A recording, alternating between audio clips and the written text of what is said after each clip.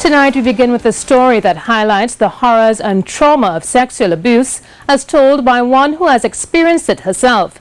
This as Trinidad and Tobago marks the 13th day of the 16 days of activism against gender-based violence. This includes rape culture, a term coined by feminists in the late 1970s to show how society often blames victims of sexual assault and normalizes male sexual violence. Life in Leggings is the re-emergence of this movement aimed at raising awareness. Well, tonight, a survivor of years of sexual abuse, Crystal Granado, shares with us how she defied all odds to go public for the greater good through the Life in Leggings movement.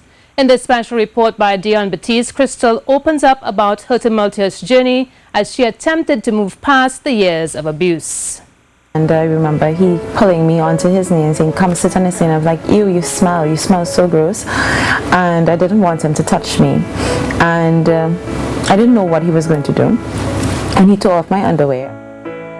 Courage, resilience, and determination.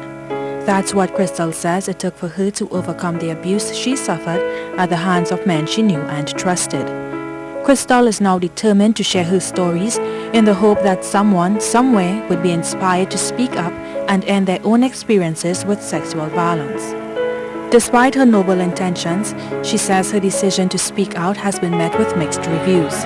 Some of my family members are not very understanding or supportive of me posting stuff online, whereas I have a lot of support from my mother and my father, as well as my sisters and my close family relatives.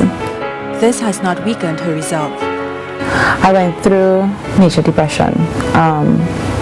I went through post-traumatic stress disorder as well, and depression never really goes away. You learn to manage it over the course of your life. And what I've realized is that nobody was there for me, so why should I not be there for someone? I may be able to help somebody or save somebody or prevent something from happening.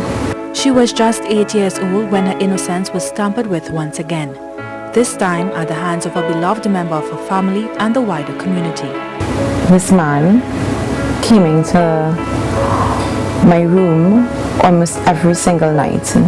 I was a baby. He would rip apart my legs. I would find him heavy on top of me. And no matter how much I kicked and screamed and I cried and leave me alone, don't touch me, he would bite me. And when I told him I would tell and stuff like that, he would torture me. And he was like, nobody's going to believe you. And I'm a little demon child. And I'm the reason that my parents broke up. And I'm the reason my father had a drug problem, and he blamed me for everything.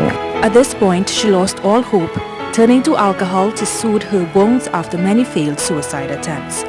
Crystal says she can attest to the fact that surviving sexual abuse irrevocably alters the course of one's life.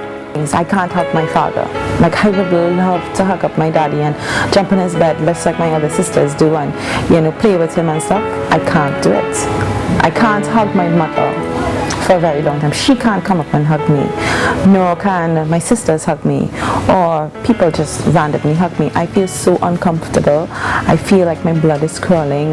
The only people I think can touch me just like that are my nephews. Anybody else touch me, I am going to feel sick. She has never confronted any of her attackers, and she is grateful for the Life in Leggings movement, which encourages much-needed conversations on rape culture. To those men and women against the Life in Leggings movement and others like it, Crystal says, I am so glad it's making you uncomfortable. Imagine how I felt. Imagine how your sister felt, your friend, your aunt, your niece, your neighbor, your auntie, your granny. Everybody felt when they were being sexually abused or sexually violated. How we felt. Dion Batiste, C News. This is a mere fraction of Crystal's story. Tune in the conversations with C next week for more on her experiences at the hands of abusers and her recommendations on how rape culture should be addressed.